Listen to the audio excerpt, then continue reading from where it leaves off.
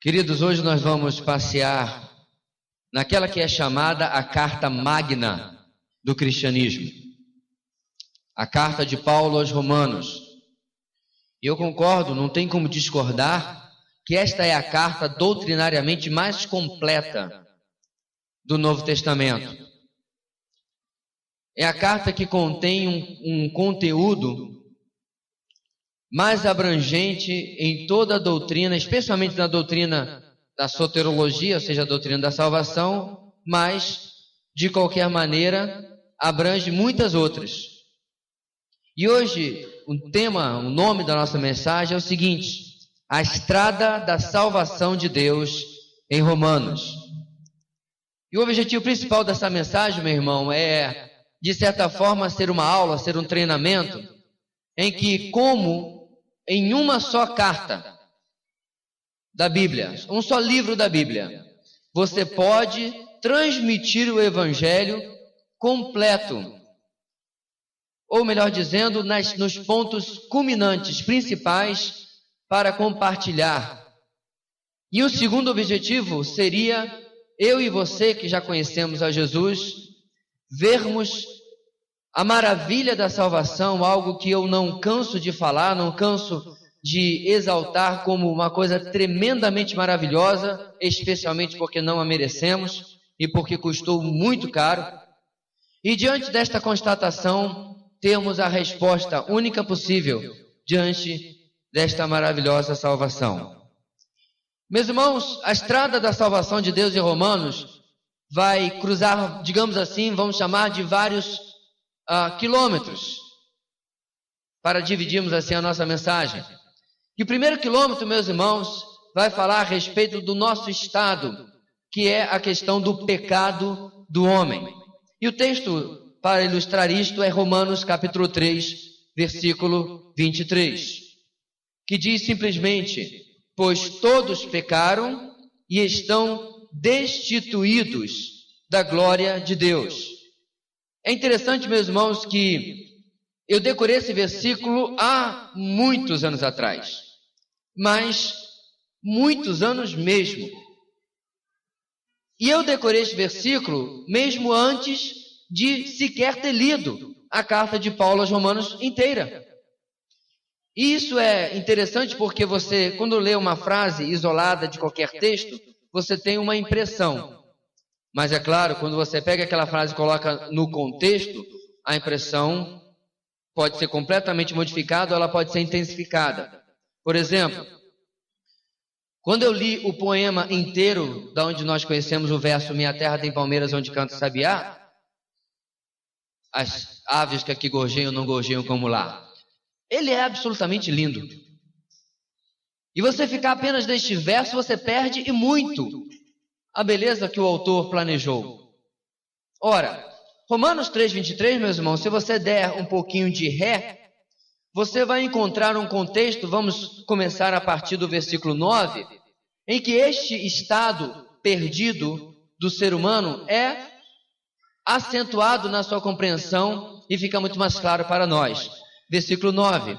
Que concluiremos então? Estamos em posição de vantagem? Não. Já demonstramos que tanto judeus quanto gentios estão debaixo do pecado.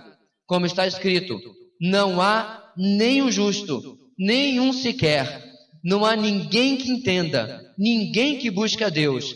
Todos se desviaram, tornaram-se juntamente inúteis.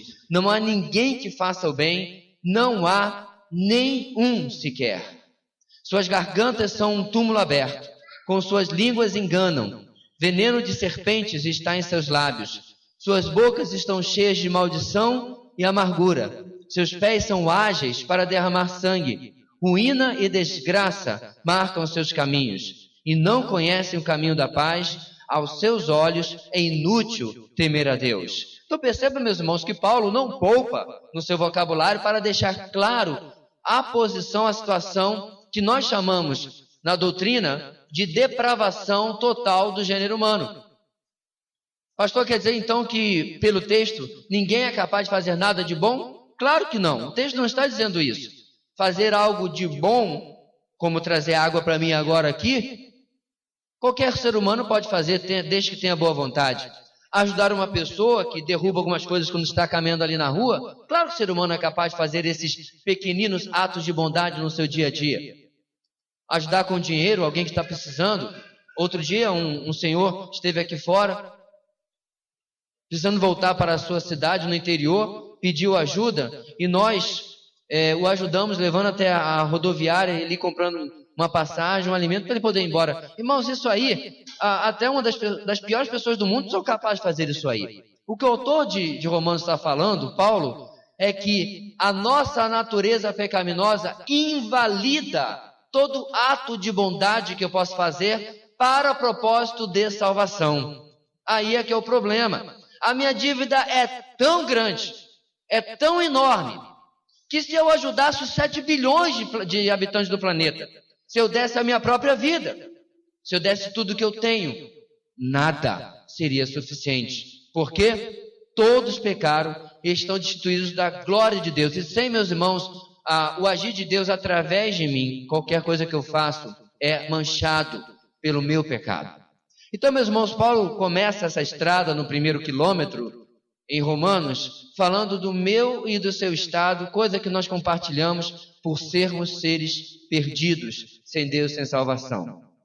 Bem, graças a Deus, a estrada de Romanos não é com algumas ruas agora em nossa cidade, completamente interrompidas por essas obras, né? Ela continua. E tem um segundo quilômetro, que é o seguinte: o amor de Deus.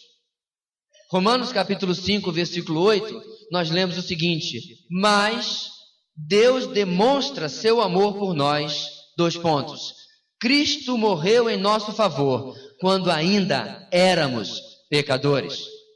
Então, meus irmãos, o segundo quilômetro, como eu mencionei, passando para o capítulo 5, e novamente lembrando do contexto, vai falar de uma realidade na minha e na sua vida, de que, versículo 6, de fato, no devido tempo, quando ainda éramos fracos, Cristo morreu pelos ímpios.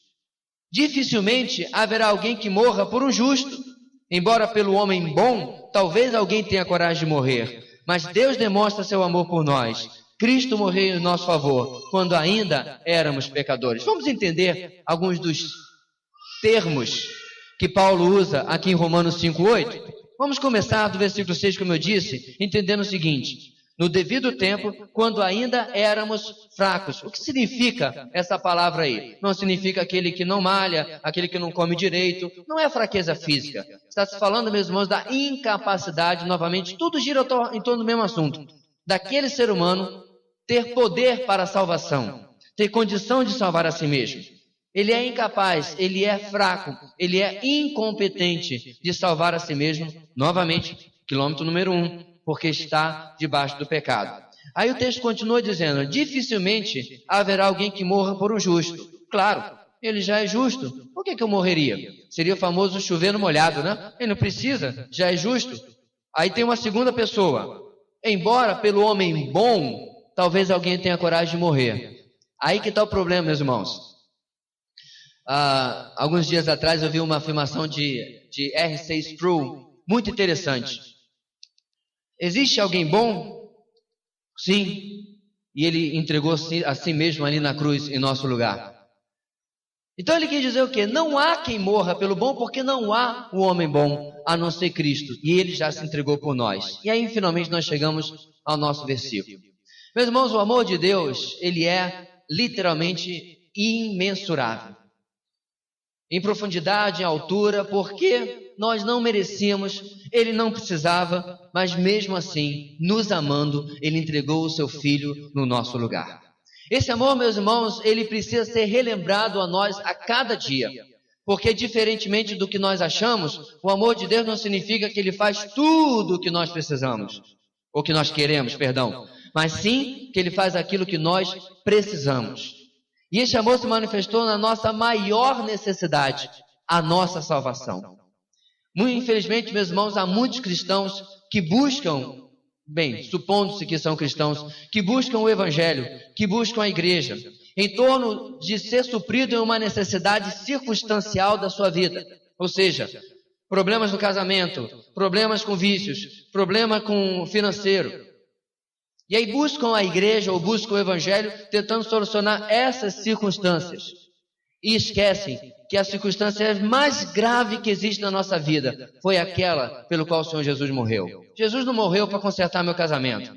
Ele não morreu para me livrar das dívidas. Ele não morreu para me livrar do vício. Ele não morreu para me livrar de nada circunstancial na minha vida.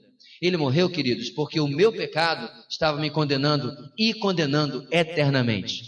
A minha maior necessidade foi suprida por um Deus que ama, vendo aquilo que eu mais preciso. Então Cristo morreu para mostrar, queridos, que nós somos objetos do seu amor por nós. Primeiro quilômetro, o pecado do homem. Segundo quilômetro, o amor de Deus. Na estrada da salvação, o terceiro quilômetro, meus irmãos, na verdade está escrito errado, não é o amor de Deus de novo, não. É a consequência do pecado. Desculpe, tem que reeditar ali. A consequência do pecado, meus irmãos, é o seguinte, versículo 23 do capítulo 6. Pois o salário do pecado é a morte. O versículo continua, mas o dom gratuito de Deus é a vida eterna em Cristo Jesus nosso Senhor. Mas a primeira parte, meus irmãos, declara o resultado do pecado. Agora deixa eu deixar uma coisa clara para você. A palavra de Deus nos mostra que o pecado tem dois tipos. Eu colocaria um com P maiúsculo e outro com P minúsculo, digamos assim. Nós temos o pecado com o qual nós já nascemos, o pecado que herdamos desde Adão e vem sendo passado de geração em geração em geração, que é este pecado que ele está se referindo ali, o pecado que nos condena ou condena a pessoa eternamente a viver longe de Deus.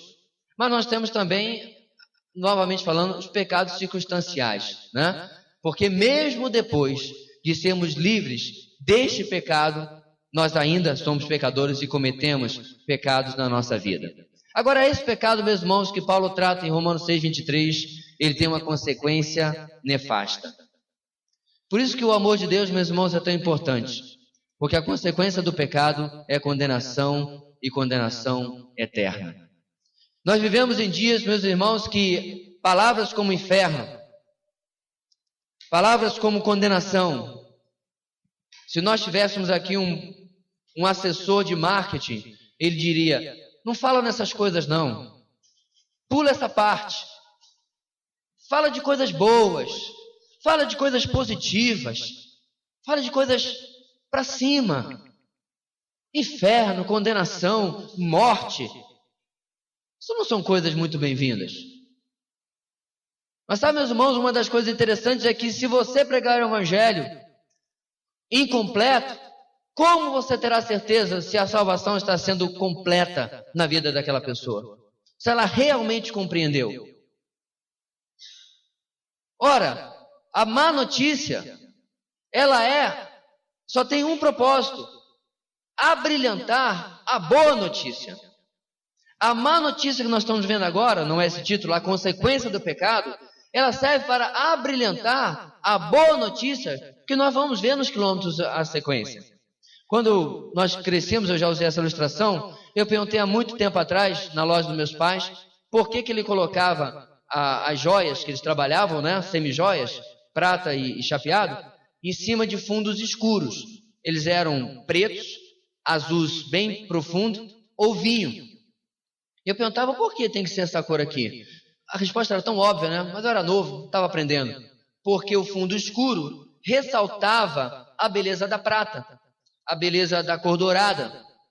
Meus irmãos, da mesma forma, a compreensão da má notícia, por causa do primeiro quilômetro do pecado, o amor de Deus se manifestou, mas a consequência daquele primeiro quilômetro é a condenação, eu posso perceber com maior brilho aquilo que o Senhor Jesus tem preparado para nós. Então, meus irmãos, condenação, pecado não são coisas ruins, quando você já se livrou delas, é claro. A má notícia não é uma coisa ruim, quando ela já está lá no seu passado. É só algo que você lembra, mas que já não mais pertence à sua vida. Em primeiro lugar, o pecado do homem, Romanos 6:3-23. Em segundo lugar, o amor de Deus, Romanos 5:8. terceiro lugar, a consequência do pecado. Romanos 6, 23. O quarto quilômetro, meus irmãos, da estrada da salvação em Romanos, fala sobre o sacrifício de Cristo. Romanos 5, versículo 6, nós lemos o seguinte: de fato, no devido tempo, quando ainda éramos fracos, Cristo morreu pelos ímpios. De fato, no devido tempo, quando ainda éramos fracos, Cristo morreu pelos ímpios. Quando lemos o versículo 8, eu ressaltei esse versículo também, mas, meus irmãos, muitos cristãos só lembram da cruz na Páscoa. E olhe lá. Essa semana eu estava lendo um artigo que constatou o aumento absurdo de frequência nas igrejas cristãs nos Estados Unidos em duas ocasiões, na Páscoa e no Natal. Uma nação que é predominantemente protestante, evangélica, se você preferir, também tem se criado uma enorme multidão de cristãos nominais, se tal coisa sequer é possível, aonde o evangelho ou a igreja é algo que faz parte da tradição da minha família. Eu fui criado batista, eu fui criado presbiteriano, eu fui criado metodista, eu fui criado assembleano. E aí eu sigo a minha vida, saio da casa dos meus pais e visito a minha igreja na Páscoa e no Natal. E eu não estou me referindo a 5, 10% não. As igrejas às vezes dobram de frequência nessa época. Passada a festividade, volta-se tudo à mesma situação. Por quê? Porque a cruz tem se tornado um símbolo preso na parede. A cruz tem se tornado algo da cultura, porque nós muitas vezes desconhecemos o valor do sacrifício de Cristo. Eu compartilhei com os irmãos uma vez, queridos, que numa aula de teologia, onde muitos acham que teologia é um negócio seco, um negócio sem graça, um negócio científico, o nosso professor, Dr. Estevam, começou falando exatamente sobre salvação, a fazer uma descrição científica e médica sobre o que acontecia com o crucificado. Eu não sei se você sabe, inclusive, isso passou também no Discovery Channel, alguns anos atrás, em que cientistas simularam, sem os pregos, é claro, amarraram apenas com cordas, a posição do crucificado. A posição, meus irmãos, é extremamente desconfortável, porque com o peso do corpo, você não fica crucificado com os braços horizontalmente dispostos, mas na verdade em formato de V. E as suas costas e os músculos do abdômen começam a dormir, a adormecer e a ter cãibras. Porque você precisa se levantar daqui a um pouco com o corpo, os joelhos estão dobrados, desdobrá-los para poder sequer respirar. E a morte na cruz, ela acontece muitas vezes simplesmente por asfixia, porque a pessoa não tem mais forças para se levantar. E o seu corpo já adormecido, em câimbras, não consegue mais respirar como nós normalmente respiramos. E é por isso, meus irmãos, que em Filipenses capítulo 2, quando Paulo destaca que Cristo deixou a presença do Pai e os benefícios e o privilégio e a exaltação que tinha lá e a glória que tinha lá, e humilhou-se para morrer no nosso lugar, no final ele destaca, e para morte, vírgula, e morte de cruz. Porque a sua audiência no primeiro século, quando ele escreveu Filipenses, entendia direitinho o que ele estava falando. Muita gente diz que se Cristo tivesse vivido hoje, o símbolo do cristianismo não seria uma cruz, seria uma forca, seria uma cadeira elétrica, seria uma agulha, que são os métodos modernos de condenação à morte, não é verdade? Cadeira elétrica, agulha. Meu irmão, desses três, talvez a cadeira elétrica seja o pior. Não chega perto a morte de cruz. Às vezes o crucificado ficava durante dias preso ao madeiro. Mas por causa do tamanho do flagelo que Jesus sofreu na mão dos soldados, e o filme A Paixão de Cristo retrata muito bem aquilo que aconteceu, Jesus não durou muitas horas ali. Meus irmãos, o sacrifício de Cristo não pode ser tomado de maneira leve. Não pode ser tomado de maneira vã. Nas palavras de C.T. Studd, Se Cristo é Deus e morreu em meu lugar, eu tenho certeza que ele lembrava daquilo que nós estamos falando aqui. Nenhum sacrifício que eu faça para ele é grande demais. A cruz, queridos, não pode ser esquecida, ela não pode ser tomada de maneira banal na nossa vida. Porque o 4º quilômetro da estrada de salvação passa pelo sacrifício de Cristo. De fato, no tempo devido, quando ainda éramos fracos, Cristo morreu pelos ímpios. O que me chama mais atenção, meus irmãos, nessa realidade, é que talvez, se fosse eu ou você que tivéssemos planejado o plano de salvação, Cristo ainda não teria morrido. Talvez se tivesse sido eu e você que tivéssemos planejado, o Evangelho seria pregado, seria apresentado.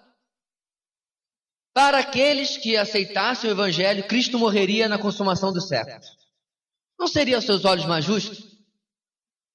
Ao invés dele ter morrido primeiro, e hoje ser pregado, como tenho certeza que você compartilhou durante os últimos dias, e as pessoas simplesmente dizerem, não, obrigado, eu quero seguir a minha vida. Ele ser pregado e alguém virar no Oriente Médio para os nossos missionários dizer, eu não creio como você, para mim ele era só um profeta. Ele ser pregado e, como dizem os espíritas, ele era uma pessoa iluminada. Ele ser pregado e, como dizem os budistas, não, ele é só o líder de outra religião. Aos meus olhos humanos, tal pregação não parece justa, mas foi isso que o versículo 6 está nos dizendo. Morreu primeiro pelos ímpios, mesmo sem nós ainda o termos recebido.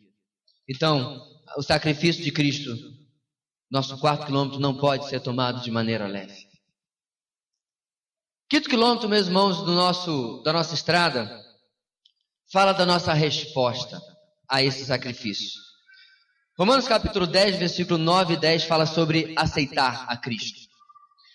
Versículo 9 e 10 nós lemos, se você confessar com a sua boca que Jesus é Senhor e crer em seu coração que Deus o ressuscitou dentre os mortos, será salvo. Pois com o coração se crê para a justiça e com a boca se confessa para a salvação. Meus irmãos, este aqui é um ponto onde eu quero parar em especial e falar algo muito importante para vocês. Apesar de eu ter intitulado Aceitando a Cristo, você já reparou que você não encontra algumas das expressões que nós usamos para converter-se? Você não as encontra na Bíblia? Por exemplo, aonde você encontra na Bíblia abrir o coração para Jesus? Alguém pode abrir sua Bíblia para me dar referência? Quantas vezes você já ouviu um pregador, ou você mesmo já evangelizando disse, você precisa abrir o seu coração para Jesus? Ou mesmo aceitar a Jesus na sua vida? Várias vezes, meus irmãos, quando eu usei essas expressões, eu também sou culpado desse vício de linguagem. A pessoa disse para mim, mas eu já aceitei Jesus. Fui batizado quando eu era pequenininho. Eu frequento a igreja desde pequeno, eu já aceitei Jesus. Agora repare, queridos, que o evangelho que nós começamos a examinar no 1º quilômetro, ele começa com pecado. Não há verdadeira salvação sem arrependimento de pecado.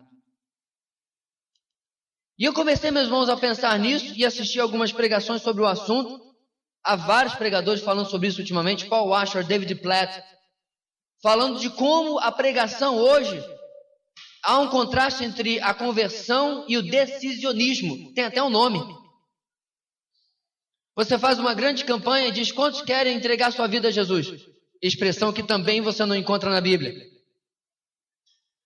E aí vem aquela multidão, você está no ginásio com 3.000 pessoas, vem aquela multidão, 100, 200 pessoas vêm à frente, aí você preenche uma fichazinha e tal, e aí você diz, nós tivemos 200 conversões, ou 200 decisões. E aí criou-se, meus irmãos, uma certa cultura do decisionismo. Aí você vai ver, meus irmãos, um ano depois daquelas 200, você tem 2 dentro da igreja. Não, pastor, mas é porque faltou o acompanhamento. Querido, deixa eu dizer uma coisa para você. Quando a pessoa verdadeiramente se converte, você pode colocá-la num barquinho e despachá-la para uma ilha deserta, que lá ela vai continuar sendo crente. Porque quem faz a obra na vida do cristão é o Espírito Santo de dentro para fora. Não é igreja, nem discipulado, não é escola bíblica. Quem faz a obra é o Espírito Santo. Eu concordo que tem que haver acompanhamento, mas sabe por que o acompanhamento é tão importante, irmãos? Porque o convite está sendo feito errado. Eu não sei se vai ser a última vez que eu vou usar essa expressão, mas o fato é, meus irmãos, não há verdadeira conversão se não houver convicção de pecados. Jesus, João capítulo 3, com Nicodemos, ele aponta o pecado religioso de Nicodemos. Jesus, João capítulo 4, o encontro com a mulher samaritana. A lista da mulher samaritana é enorme, né? Racismo, casamentos múltiplos, religiosidade, adultério. Cadê o Deus de amor que as pessoas querem colocar na internet? Sabe por quê, meus irmãos? Jesus sim é o Deus de amor, porque ele manifesta a sua justiça. Quem não tiver nenhum pecado, atire a primeira pedra. Para aquela mulher que adulterou sozinha, sabe quem eu estou falando, né? Ela conseguiu adulterar sozinha, porque o cabra que estava com ela não apareceu ali na história. Fenômeno. E diz o texto que do mais velho para o mais novo, todos jogaram suas pedras e foram-se embora. Mulher, onde estão os teus acusadores? Ela levantou o olho só o suficiente para ver no pátio que não tinha ninguém. Senhor, foram todos embora. Nem eu tampouco te condeno. Meus irmãos, leia a Bíblia e veja o resto. Vá e não peques mais. Arrependimento. Cristo está pronto, meus irmãos, para ser parte da vida de qualquer pessoa? Sim. Mas onde haja convicção de pecado. Onde haja convicção daquilo que nós temos feito, que temos desagradado a Deus. E assim, meus irmãos, voltando para o texto de Romanos capítulo 10, se você confessar com a sua boca que Jesus é Senhor e crer em seu coração que Deus o ressuscitou dentre os mortos, será salvo. Não é talvez, não é quem sabe, confirmação, certeza, será salvo. Pois com o coração se crê para a justiça e com a boca se confessa para a salvação. Ou seja, não é um ato em que a pessoa faz um simples gesto, levanta a mão ou vem aqui na frente, mas é um ato de compreensão. Sem Jesus não há solução para o pecado na minha vida. Muitas pessoas procuram a igreja porque estão sendo infelizes, como eu disse, no casamento, ou na vida financeira, ou problemas 1000. Todos eles, irmãos, nascem no mesmo lugar. No pecado. E o pecado primeiro tem que ser confrontado, para que as circunstâncias depois possam ser solucionadas. Deus tem solução para casamentos rompidos? Claro. Vários testemunhos temos aqui na nossa igreja, não é verdade? Deus tem solução para problemas com vício? Claro. Vários irmãos são testemunhos disso em nossa própria cidade. Deus tem problema para situações financeiras e etc. Claro, tudo. Não há nada difícil para o Deus de toda a terra. Mas para o coração que se rende a Ele, reconhecendo o seu pecado e, como diz o texto, confessando-o como Senhor. Porque quando, queridos, um coração ainda impenitente recebe o seu milagre, recebe a sua bênção, ele vai-se embora, porque não há compromisso com Deus. Ele não fica, porque não há compromisso com Deus. Vamos repetir, irmãos, vamos relembrar os nossos quilômetros aqui. Primeiro, Romanos 3:23, no primeiro quilômetro nós vimos o pecado do homem. No segundo quilômetro nós vimos sobre o amor de Deus, em Romanos 5:8. No terceiro quilômetro nós vimos em Romanos 6:23 a consequência do pecado. Quarto quilômetro, o sacrifício de Cristo. No quinto quilômetro, sobre aceitar a Cristo, entregar a sua vida a Ele como o único Senhor e Salvador e o único que pode perdoar os seus pecados. Em sexto, meus irmãos, o resultado da justificação. Eu coloquei da justificação entre parênteses porque esse é o termo mais teológico, mais doutrinário, mas os resultados de você entregar a sua vida a Jesus. Então vem aqui. Para não dizer que nós estamos falando só sobre pecado, sobre inferno, olha as coisas que acontecem, meu irmão, quando alguém recebe a Cristo como seu único e suficiente Salvador. Em primeiro lugar, Romanos 5, 1 e 2. Paz com Deus. Tendo sido, pois, justificados pela fé, temos paz com Deus, por nosso Senhor Jesus Cristo, por meio de quem obtivemos acesso pela fé a esta graça, na qual agora estamos firmes e nos gloriamos na esperança da glória de Deus. Meu irmão, eu não sei quanto você valoriza a paz. Talvez, se você puder fazer uma comparação, você já teve conflito com alguém, não é verdade? Às vezes conflitos sérios, de bater boca, de ficar sem se falar, de bloquear no Facebook. Ficou de mal. Passou pela pessoa, não fala mais. Pessoa vê que você era amigo durante décadas. Aí alguma coisa aconteceu. Alguém se quebrantou, alguém reconheceu a sua culpa, alguém andou a segunda milha. E aí houve uma restauração. É bom ou não é? Porque você tem agora paz com esta pessoa. Meu irmão, antes de entregar a sua vida e ter os seus pecados perdoados em Cristo, ele passava na rua e não falava contigo não. Ele não curtia os seus posts no Facebook. Botou foto no Instagram, ele pichava a foto. Porque a palavra de Deus diz que nós éramos inimigos de Deus por causa do nosso pecado. Meus irmãos, isso é muito sério.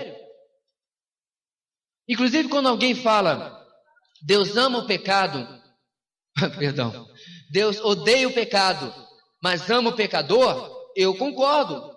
João 3,16 diz que Deus amou tanto o mundo que deu seu Filho unigênito para que todo aquele que nele crê não pereça, mas tenha vida eterna. Porém, essa frase ela não está completa. Deus odeia o pecado e ama o pecador. Dá a entender que o pecador pode continuar na vida que ele está e tal, porque Deus ama. Mas esse mesmo pecador que Deus ama e que deu seu Filho para morrer por ele, está debaixo da ira de Deus. O próprio João, em João 3, fala sobre isso. Interessante, né, irmãos? Sabe por quê? Porque você ama um filho, mas você pode ao mesmo tempo detestar aquilo que ele faz. E assim, por causa daquilo que ele faz, ele está debaixo, vamos chamar de ira, né? Isso é para Deus, do seu desgosto como pai ou como mãe. Quem é pai ou como mãe sabe muito bem do que eu estou falando, né? Então, de forma geral, você ama aquela criatura maravilhosa, mas as decisões, as atitudes, os caminhos que ele ou ela estão tomando, trazem às vezes desgosto para a sua vida. E às vezes, quanto mais velhos eles vão ficando, mais preocupados a gente vai ficando também, né? Porque o nosso controle vai diminuindo. E a possibilidade de eles tomarem decisões péssimas também vai aumentando. E não é assim que a gente é com Deus exatamente? Quanto mais meus irmãos vamos ficando adultos, mais independente dele vamos nos tornando. E, portanto, nossa separação dele ia aumentando. Até que Cristo entrou na história e fez a paz entre nós e Deus. Segunda consequência está aí também, o dom da justiça. 5,17. Se pela transgressão de um só a morte reinou por meio dele, de quem que Paulo está falando, irmãos? De quem? Adão. Muito mais aqueles que recebem de Deus a imensa provisão da graça. Aí eu vou ler isso de novo. Olha isso aqui, irmãos. Se pela transgressão de um só a morte reinou por meio dele. Olha, irmãos, quantas hipérboles, quantos exageros, quantos aumentos Paulo usa aqui para mostrar o valor disso aqui. Muito mais aqueles que recebem de Deus a imensa provisão. Não é a xicrinha não é a colherzinha. Não é dizendo assim, toma um pouquinho aqui, meu filho, ó, e se contente, não. A imensa provisão da graça e a dádiva da justiça reinarão em vida por meio de um só homem, Jesus Cristo. O que Paulo está falando aqui, meus irmãos?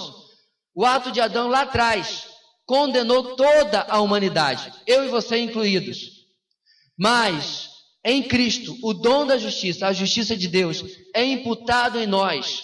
Agora percebe por que Paulo usa a imensa provisão da graça? Porque ele fez e eu não fiz nada. Ele pagou e eu devia. Nas palavras da canção que nós ouvimos no nosso passeio, somos eternos devedores. Porque a nossa dívida era impagável. E ele foi lá e disse, não tem problema não, toma aqui, ó, um cheque assinado com meu sangue. E aí ele disse, meus irmãos, a palavra mais importante da Bíblia, tetelestai, está consumado. Não tem mais nada para pagar, não tem purgatório, não tem obra, não tem religiosidade, não tem frequentar a igreja, está consumado. Amém, igreja? Não há nada que você possa fazer para merecer a imensa provisão da graça. Meus irmãos, falar sobre salvação é maravilhoso porque exalta Deus, glorifica o nosso Deus e aquilo que Ele faz nas nossas vidas. Terceiro resultado que eu quero destacar hoje, querido, é a vida eterna. É a segunda parte de Romanos 6:23. Nós lemos a primeira como consequência do pecado, pois o salário do pecado é a morte, verdade. Agora, mas o dom gratuito de Deus é a vida eterna em Cristo Jesus, nosso Senhor. Como dizia a minha antiga professora de EBD, fecha os olhos, a gente fechava. Pensa na eternidade, pensou? Pensamos. É muito mais. Para nós, meus irmãos, que achamos que a nossa vida às vezes vai ser longa demais, né? Eu vi alguém dizer essa semana, rapaz, a expectativa do brasileiro tem aumentado, né? Tem brasileiro vivendo aí 90 anos. Não sei se eu quero ver isso tudo, não. Para essa pessoa eu tenho a dizer o seguinte, isso não é nada perto da eternidade. A minha avózinha que foi promovida à presença do Senhor com 94 anos. Idade que eu confesso também que eu não tenho lá minha convicção de se eu quero chegar, né? Mas isso não é nada perto da eternidade. Agora, meus irmãos, eu não quero destacar o valor do terceiro resultado da salvação apenas porque ela é eterna, mas porque ela é vida.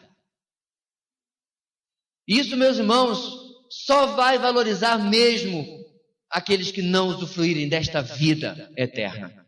Como eu falei, púlpitos estão tirando palavras como inferno, condenação e morte eterna, porque o diretor de marketing disse, isso aí não vende. Fala de coisa boa. Ora, estamos falando de coisa boa. Vida e vida eterna. Como eu falei, meus irmãos, a pérola, o ouro, a prata das boas novas do Evangelho se destacam num fundo escuro. E que fundo escuro melhor do que o meu pecado e aquilo que Ele faria na minha vida se não fosse a graça, a imensa provisão da graça de Deus. Muito pouco, né? Mas o meu pecado, meus irmãos, destaca aquilo que Deus fez e faz na minha vida. Resultado da justificação, paz com Deus, justiça e vida eterna. Diante disso tudo, irmãos, o que eu faço? Qual é a minha resposta? A própria carta de Romanos tem 2 textos que nos oferecem a resposta, que é exatamente oferecer a nós mesmos. Romanos 6, versículo 12 a 14, lemos o seguinte: portanto, diante disso tudo que Deus fez na sua vida, diante da justificação, diante da paz, repare que nós estamos no versículo 6, nós lemos sobre a paz e a justificação no capítulo 7. Agora, diante disso tudo, portanto, não permitam que o pecado continue dominando os seus corpos mortais, fazendo que vocês obedeçam aos seus desejos. O que Paulo está nos ensinando aqui, meus irmãos? Uma vez libertos do pecado com P maiúsculo, aquele que nos levava para o inferno, nós agora temos que lidar com o pecado com P minúsculo na nossa vida diária. Em outras palavras, Paulo está dizendo, vivam vida de santidade. Pecado agora não é mais o seu senhor e mestre. Você não é mais escravo do pecado. Você agora tem uma escolha. E diante dessa escolha, não permitam que o pecado domine ou continue dominando os seus corpos. Olha o próximo versículo. Não ofereçam os membros do corpo de vocês ao pecado como instrumento de injustiça. Pastor, como assim? Ora, quando eu uso a minha boca para mentir, não é um membro do meu corpo usado para injustiça? Quando eu uso a minha mente para prejulgar, ter preconceito, me irar, não estou usando o maior cérebro do meu corpo como membro de injustiça? Como instrumento de injustiça? Quando eu uso meus olhos para cobiçar algo ou alguém, eu não estou usando algo, uma parte do meu corpo, como instrumento de justiça? Então Paulo, meus irmãos, usa o corpo humano para mostrar que todo pecado vai se manifestar através do meu corpo, dos meus olhos, dos meus ouvidos. Dos ouvidos também, pastor? Claro. Irmão, deixa eu lhe contar uma coisa que eu soube agora, para que nós possamos orar. A irmã fulana, aí o ouvido, ó. E o irmão já sabe muito bem como a gente trata a fofoca aqui nessa igreja, né? Nunca mais. As igrejas têm o costume de disciplinar o adúltero, o fornicador, mas o fofoqueiro passa limpo. E meus irmãos, na minha adolescência, o maior dolo que foi causado na minha igreja foi fofoca. Não foi adultério nem fornicação. Um outro irmão fornicou, teve um irmão que adulterou, foram tratados, foram cuidados e tal. Mas a fofoca dilapidou a minha igreja na adolescência. Como é que a gente faz isso? Ouvindo aquilo que nós não devíamos estar ouvindo, porque alguém está falando aquilo que não devia estar falando. Não ofereça os seus membros como instrumento de injustiça. Antes, como a Bíblia é fácil de interpretar, ofereçam-se a Deus como quem voltou da morte para a vida. Ofereça como alguém que saiu da morte para agora a vida verdadeira. Então não volta lá, não vira zumbi, porque agora você é vivo de verdade em Cristo Jesus. Então viva como alguém que conhece a Jesus e ofereça os membros do corpo de vocês a Ele como instrumento de justiça. Meu ouvido, minha boca, meus olhos, instrumento de justiça. Meus irmãos, desses todos eu acredito que o mais difícil é a nossa boca, né? Tanto é que Tiago fala o quê? Aquele que não peca no falar, vou parafrasear, já ganhou 75% da luta. Poxa, pastor, então os mudos são felizes. Não! Porque eles fazem sinais, têm libras, peca da mesma maneira. O que Tiago está falando, meus irmãos, é que na comunicação eu começo a colocar aquilo que eu não pensei. Porque eu esqueço que Deus me deu 2 ouvidos e uma boca. Não, pastor, isso é sabedoria popular. É? Todo homem seja tardio para falar, tardio para irar-se, pronto para ouvir. Tiago. Não é sabedoria popular não, irmãos. A palavra de Deus nos adverte. Em Provérbios também, que falar precipitadamente é tolice. Como é que eu uso então, meus irmãos, minha boca, meus ouvidos, meus olhos, minha mente, como instrumento de justiça? Eu meço a maneira como eu estou sendo usado, a minha vida, o meu corpo, na minha vida diária para a glória de Deus. Irmãos, isso é 24/7. Não é verdade? Você chegou do trabalho, chefe atormentou a sua vida, está aí. Quem começa a apanhar desde o portão é o cachorro. Chuta o cachorro, pega o gato pelo rabo e joga longe. Aí atravessa um filho pelo caminho, já repreende. O menino não sabe nem o que fez de errado. Grita com a esposa, maltrata o marido, porque eu tive a oportunidade de usar os membros do meu corpo como instrumento de justiça, mas decidi usá-los como instrumento de injustiça. Isso é muito interessante, meus irmãos, porque a batalha é diária, mas o texto não terminou.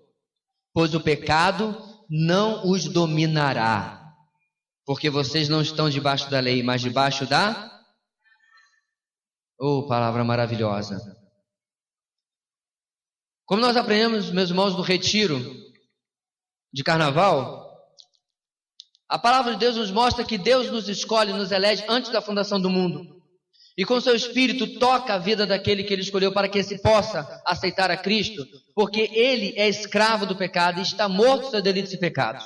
São 2 expressões bíblicas, escravo e morto.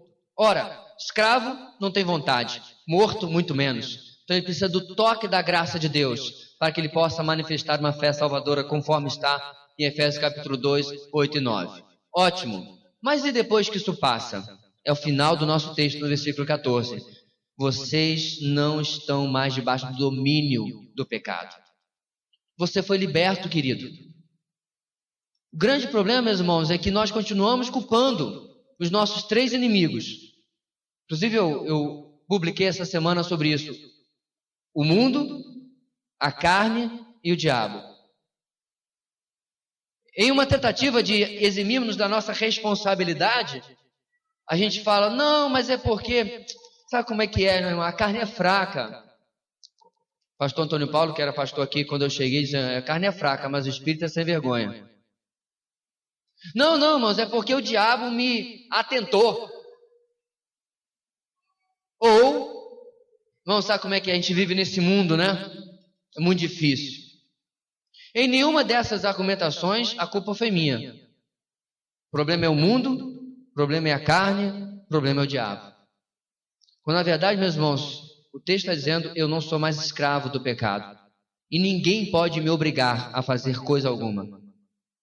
Se eu mentir, eu menti porque quis. Se eu cobiçar, eu cobicei porque quis. Se eu julgar, eu julguei porque quis. Se eu fofocar, eu fofoquei porque quis. Se eu falar pelas costas, eu falei porque quis. Se eu me vaidecer e me orgulhar, eu fiz porque quis. Porque eu não tenho mais o pecado para me obrigar. Ele agora só pode ficar ali no lado, torcendo, para que eu faça a escolha errada, mas não pode mais me obrigar. Então a primeira, meus irmãos, resposta de oferecer a si mesmo está em Romanos 6. A segunda é um texto muito mais conhecido, que é Romanos 12. Lá, Paulo novamente começa com um portanto. Olha só, não é coincidência. Os 2 textos, Paulo começa da mesma maneira. Romanos 6 e Romanos 12. Portanto, por causa daquilo que ele acabou de falar do capítulo 1 até o capítulo 11, olha só. Portanto, irmãos, rogo-lhes, pelas misericórdias de Deus, expressadas em tudo aquilo que eu já falei para vocês nos 11 capítulos anteriores, que se ofereça um sacrifício vivo, santo e agradável a Deus. Este é o culto racional de vocês. Paulo fala, meus irmãos, que em contraste com o Antigo Testamento, em que o pobre do animalzinho morria no lugar do pecador, quer fosse pombos, rolinhas, ovelhas, carneiros, bodes, bois e assim por diante. Diferente daquele sacrifício, uma vez que Cristo já é o sacrifício definitivo, agora eu me sacrifico a mim mesmo. Eu me ofereço a mim mesmo com vida, e vida santa, e vida agradável. Deus quer, meus irmãos, que nós façamos isso de uma maneira pensada. Este é o culto racional de vocês. Uma fé raciocinada, uma fé pensada, uma fé dialogada com Deus, uma fé interativa com Deus. Não uma fé burra, que tal coisa nem fé mesmo é. Mas uma fé que vem de constatar quem Deus é, como nós vimos semana passada, né? No Salmo 116. O que Deus faz e dar a única resposta possível a este Deus. Para terminar, não se amoldem ao padrão deste mundo, mas transformem-se pela renovação da sua mente. A palavra transformar aí é a mesma palavra grega de onde vem a nossa palavra metamorfose. Para que sejam capazes de experimentar e comprovar a boa, agradável e perfeita vontade de Deus. Eu não vou me delongar, meus irmãos, porque você sabe que nós temos uma mensagem de Romanos 12, que foi pregada alguns meses atrás. Você pode voltar lá e visitar esta mensagem. Mas o texto fala sobre entrega, sobre ofertar-se. Por quê? Porque se não fosse ele lá no primeiro quilômetro ter começado a estrada de salvação na minha vida, eu não seria a pessoa que eu sou hoje. Aonde você estaria se não fosse Cristo? Como seria a sua vida hoje, querido? Talvez você não estivesse no fundo do poço, humanamente falando. Talvez você não estivesse numa vida desesperada e sem esperança. Não. Mas uma coisa eu tenho certeza, pelo testemunho das Escrituras hoje, você estaria perdido, sem Deus e sem salvação. Mas se essa é ainda a sua situação hoje, se você não pode dizer com toda a sua segurança que aquilo que nós vimos hoje na palavra de Deus, na carta de Paulo aos Romanos, é a sua realidade, é porque você ainda se encontra lá no primeiro quilômetro, debaixo do peso do seu pecado. E eu não digo isso para lhe entristecer, eu não digo isso para lhe ofender, eu digo isso porque é melhor eu lhe ofender, entre aspas, com a verdade, do que lhe enganar com a mentira. Eu digo isso porque é só você constatando a sua situação, querido, separada de Deus, esse Deus de amor que você diz que é amor, mas separada por causa do seu pecado, só constatando isso, que você verdadeiramente poderá ser encontrado nele e recebê-lo como seu Senhor e Salvador. Eu queria orar nessa instante. Feche os olhos comigo. E eu quero convidar que todos nós nos colocássemos de pé. Em nome de Jesus. Eu queria orar nesse instante por duas coisas. Primeiro eu quero orar para todos aqueles aqui hoje, ou por todos aqueles aqui hoje, que um dia na sua vida, quer tenha sido há algumas semanas, meses ou muitos anos, entregou a sua vida ao Senhor. Quero orar por você, meu irmão, para quem talvez no corre-corre do dia a dia, nos problemas, nas dificuldades, a salvação parece que tem perdido o seu efeito. Porque Davi disse, depois de passar por uma restauração do seu pecado, restaura a alegria da minha salvação. Eu quero orar, meu irmão, porque se você não está experimentando uma vida abundante, uma vida alegre, uma vida feliz, porque talvez algo esteja errado no seu relacionamento com Deus, apesar de você ser salvo.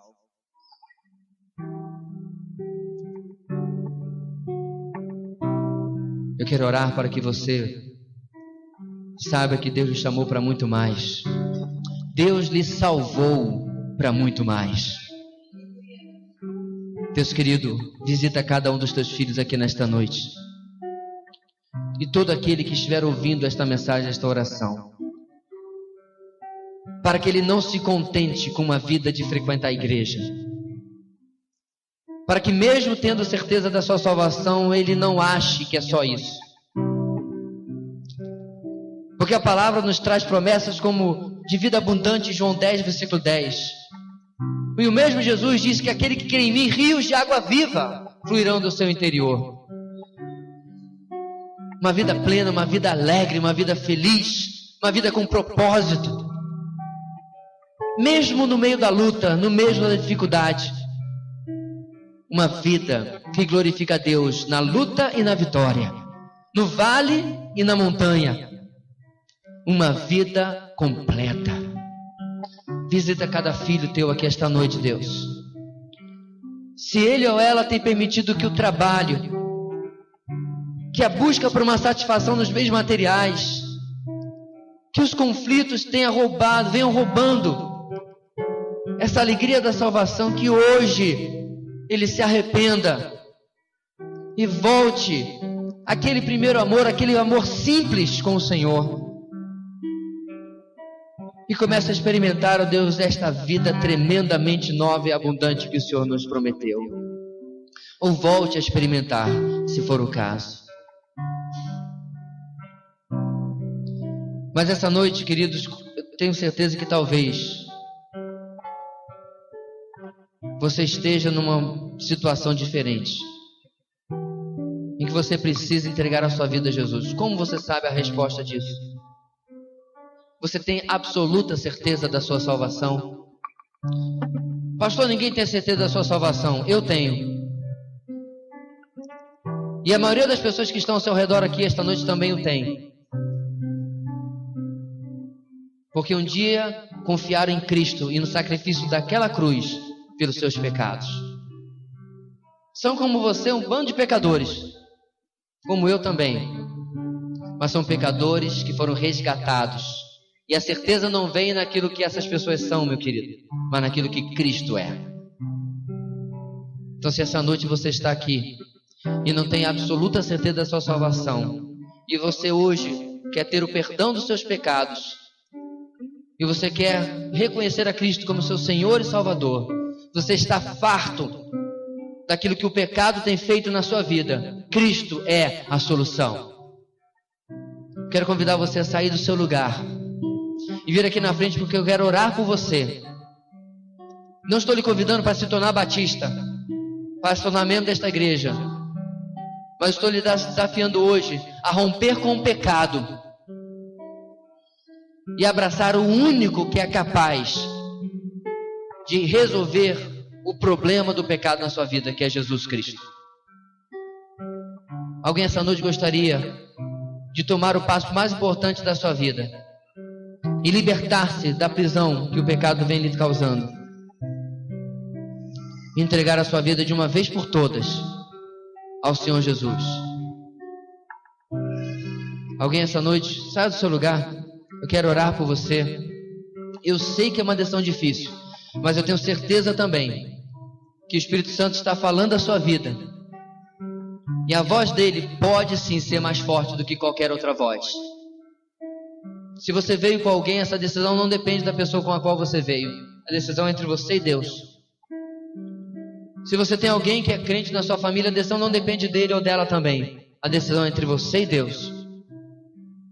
E a decisão determinará o seu destino eterno. Hoje, querido, em resposta à sua incerteza se você tem a salvação ou não, a resposta é simples. A incerteza já demonstra que você não a tem. E não a tendo, como nós vimos na Bíblia, você está separado de Deus. E se hoje, neste domingo, dia 21, fosse o último dia da sua vida, o seu destino eterno não seria na eternidade com Deus. Novamente, eu não digo isso para lhe entristecer ou para lhe ofender. Eu digo isso para lhe alertar de que existe uma solução para esta condenação. Existe uma solução para este pecado. E a solução não é uma religião, não é um lugar, é uma pessoa. Jesus Cristo de Nazaré. Você gostaria de hoje entregar a sua vida a Jesus, receber o perdão dos seus pecados e experimentar essa nova vida da qual nós falamos aqui? Alguém essa noite? Cristo deseja abençoar a sua vida, mas Ele não fará aquilo pelo qual Ele está lhe capacitando para fazer agora.